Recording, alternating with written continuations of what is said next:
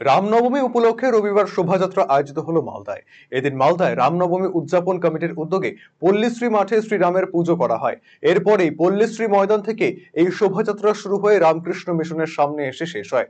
এই শোভাযাত্রায় পা মিলান লক্ষাধিক মানুষ।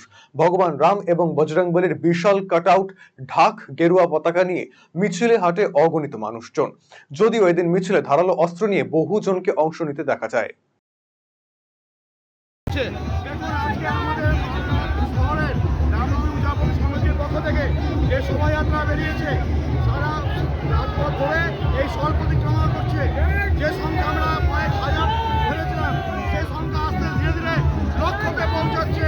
সনাতনী রাজদূত এই শোভাযাত্রা সামিল হয়নি। রাস্তার পাশে দাঁড়িয়ে উলুধ্বনি চলছে, শঙ্করধ্বনি চলছে, পুষ্পবৃষ্টি চলছে। আজ পুরো মালদা রামময় হয়েছে। রাম রাজার প্রতিষ্ঠা, সবার মনে রাম, রাম রাম জয় শ্রীরাম। যুবশিল্পী সত্যজিৎ রায় এবং তার ভাই দেবাশিস রায় এটা তৈরি করেছে আবেগ দিয়ে, বুদ্ধি দিয়ে, কিন্তু টাকা পয়সার বিনিময়ে এটা হয়নি। তাই আজকে যে মানুষ আসছে মালদা শহরের মধ্যে লক্ষাধিক মানুষের যে সমাগম, সেই সমাগম হিন্দু এবং সনাতন ধর্মাবলম্বীদের ভূমি থেকে একটাই নিদর্শন যে শ্রীরাম ছিলেন পুরুষোত্তম পুরুষ।